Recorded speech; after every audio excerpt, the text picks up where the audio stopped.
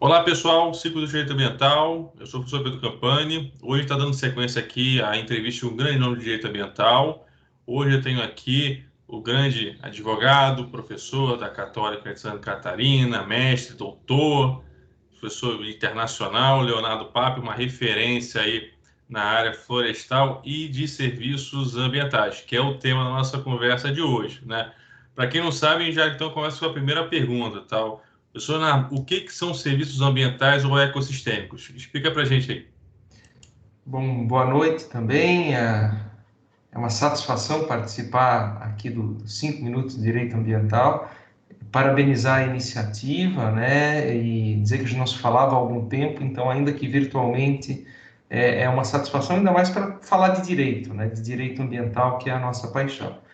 Bom, serviços ambientais ou serviços ecossistêmicos, e aqui é uma grande discussão nomenclatural de qual das duas seria mais adequada, acho que não vale a pena ficar preso tanto a essas questões nomenclaturais, mas na realidade ele se refere a uma abordagem que tem surgido nos últimos anos de verificar e de analisar problemas ambientais a partir de uma perspectiva também diferente. Ao longo do tempo, tradicionalmente, as ciências que se dedicam a tratar de meio ambiente, inclusive o direito, estiveram muito preocupadas à estrutura dos bens ambientais, ou seja, a proteção da floresta, a proteção das águas, a proteção do solo ou dos animais, pelo que eles são em si, como estruturas propriamente ditas, né? E com o passar do tempo, começa a ser colocado em evidência a importância do meio ambiente também pelos serviços que ele desempenha, pelas funções que ele proporciona ao ser humano e ao próprio planeta. Então, não se trata pura e simplesmente de proteger a qualidade das águas, mas de compreender que a proteção da qualidade das águas é algo indispensável para o serviço de fornecimento de água, para o serviço de regulação hídrica, para o serviço de contenção de enchentes, de contenção de inundações e assim por diante. Não se trata pura e simplesmente de proteger a floresta pela floresta em si, mas também de reconhecer que através das florestas vários serviços são prestados pela natureza. O serviço de estocagem de carbono, o serviço de regulação do clima, o serviço de conservação de habitats importantes para a biodiversidade e assim por diante. A gente pode extrapolar isso para os mais variados exemplos, desde exemplos muito macro até exemplos bem específicos, como é o caso muito referido na literatura dos serviços ambientais ou ecossistêmicos disponibilizados, por exemplo, por abelhas, né, que possuem ali uma função indispensável, não só a estrutura, não só o animal em si, mas uma função indispensável, por exemplo, para a polinização de lavouras, para a polinização de florestas e assim por diante. Então, a gente poderia resumir dizendo que serviços ambientais ou ecossistêmicos são aqueles benefícios produzidos pela natureza e que podem ser impactados positiva ou negativamente de acordo com a interferência que o ser humano produzir também sobre a natureza. É uma forma de ampliar o escopo da proteção do meio ambiente para além da estrutura em si, dos bens ambientais em si, obviamente sem desconsiderar a importância deles, né? Até porque tem questões éticas envolvidas, por exemplo, quando se trata de animais, mas extrapolar isso para além da estrutura e verificar também quais são as funções. E por isso a palavra serviços que a natureza pode disponibilizar para o ser humano e para o próprio planeta como um todo. Entendi. E é assim, então temos essa figura nova que seriam esses serviços que vão muito além do bem ambiental em si, né? Da árvore, da água, tal. E como é que o direito ambiental brasileiro vê essa figura, tal? Como é que você acha que está no nosso ordenamento jurídico? Por exemplo, o Código Florestal chega a falar um pouco sobre isso, né? Explica um pouquinho para a gente, assim, qual que é a sua visão sobre esse assunto. Sim, de fato, o Código Florestal trata disso lá no artigo 41 dele, fazendo referência a um instrumento que tem se transformado também num instituto jurídico, que é o denominado pagamento por serviços ambientais. Então, o artigo 41 do Código Florestal tem lá uma exortação ao poder público fazer um programa de estímulo à proteção do meio ambiente e faz menção ao reconhecimento de serviços ambientais relacionados à floresta e indica que uma dessas formas de incentivo é um instrumento que a gente chama de pagamento por serviços ambientais. E talvez aqui, Pedro, esteja a grande interface entre serviços ambientais e direito, né? E sou suspeito a falar, porque é o tema da minha tese, é o tema do livro, eu acho que aqui tem a grande motivação da gente no direito estudar serviços ambientais, porque através do pagamento por serviços ambientais, a gente pode fazer uma discussão de um campo muito pouco explorado dentro do direito ambiental, ainda muito incipiente, mas muito promissor, tanto no âmbito da teoria do direito ambiental, quanto no âmbito da prática do direito ambiental. E por que isso? Porque essa interface entre serviços ambientais e direitos, através da figura do pagamento por serviços ambientais, permite a gente fazer uma discussão sobre o direito como um instrumento não apenas repressivo para a proteção do meio ambiente, mas sim o direito como um instrumento promocional para a proteção do meio ambiente. E aqui no âmbito da teoria, isso é um prato cheio para fazer discussões muito interessantes, né? Nós, aqui no Brasil, até por conta da nossa cultura predominantemente positivista de construção do direito, nós estamos acostumados a verificar o direito estabelecendo bens juridicamente protegidos e fazendo essa proteção quase que exclusivamente através do combate ao ilícito. Então, a estrutura que a gente tem, basicamente, no nosso direito é fixar um bem protegido e dizer que algo contrário a esse bem é um ilícito, e para proteger o bem, então, a gente reprime o ilícito, né? No direito ambiental, isso é muito evidente. Então, se o objetivo da legislação é a proteção de uma nascente, por exemplo, o que nós vamos ter aí, então, é normas que dizem que você não pode fazer perto da nascente, por exemplo, figura da área de preservação permanente, e a tutela desse bem jurídico se dá pela repressão. Se você não respeitar a área de preservação permanente, vai sofrer a multa, vai sofrer a sanção penal, vai sofrer a sanção administrativa, e a sanção civil, inclusive, de reparação de dano. E nós temos sido muito pródigos em ampliar o direito ambiental dentro dessa lógica da repressão. Algumas vezes pela legislação, mas muitas vezes e cada vez mais frequentemente pela jurisprudência. Então, a gente tem uma jurisprudência civil referendando e aprofundando essa lógica da proteção pela repressão a toda hora, né? A responsabilidade civil não é só objetiva, é objetiva pelo risco integral.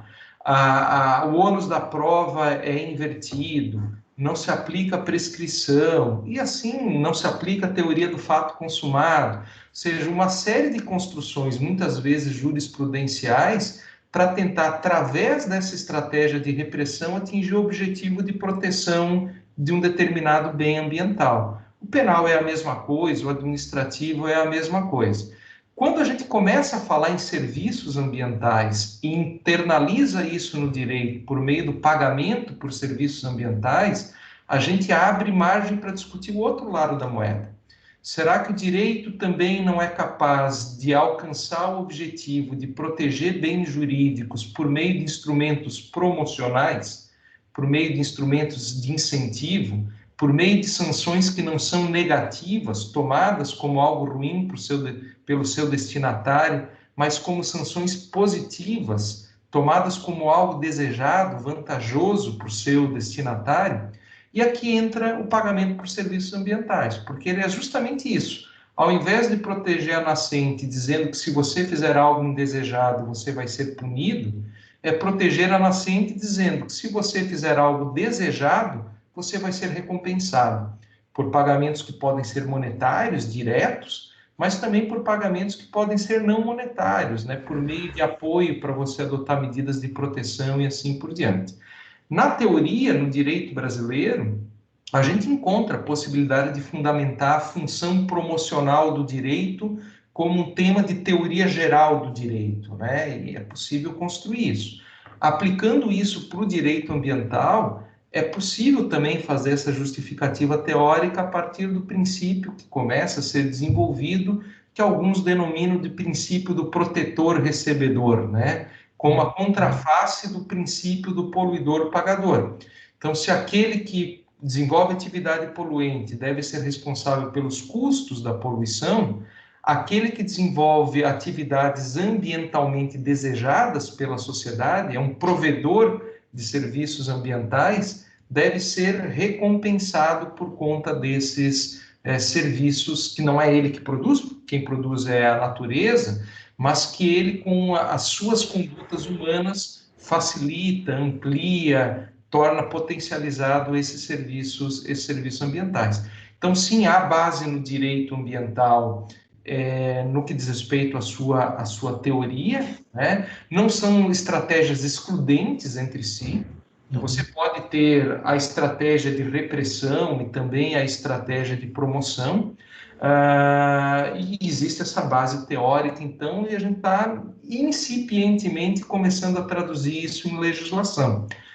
Primeiro, em programas de políticas públicas, a Agência Nacional de Águas é quem introduziu isso no Brasil, depois em normas estaduais, em programas de pequena escala, até o Código Florestal abrir essa porta lá no artigo 41, e agora, mais recentemente, algumas discussões no Congresso Nacional sobre um projeto de lei que tente regulamentar de maneira mais estruturada um programa federal de pagamento por serviços ambientais.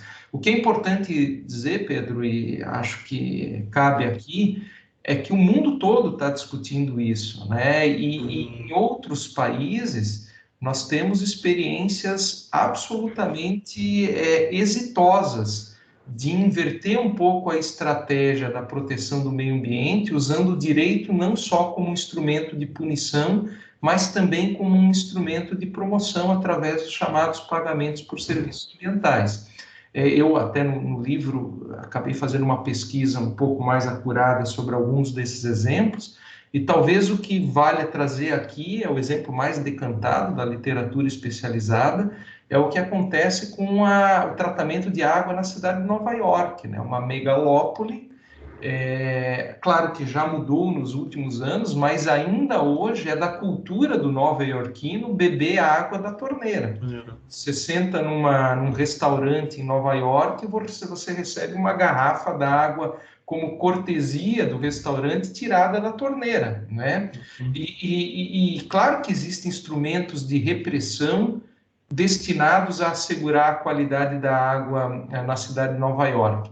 Mas, em grande medida, é possível ter esse tratamento público de tamanha qualidade, porque a cidade de Nova York, já há 20, 30 anos, adotou uma estratégia de, ao invés de receber a água poluída, para daí tratar, já fazer um programa de pagamento por serviços ambientais com as comunidades que estão próximas dos mananciais que abastecem Nova York, que são lá as colinas de Catskill e Delaware, dizendo, olha, eu vou te pagar para você adotar medidas que assegurem que a água chegue aqui em Nova York sem haver poluição, né? Então, uma lógica de pagamento por serviços ambientais bem na concepção americana de negociação, de não imposição contratual, né, de negociação direta entre as partes, que é uma dos aspectos dessa receita exitosa do tratamento de água ali em Nova York. E como todo bom americano, não fazendo isso apenas sob a perspectiva da boa vontade,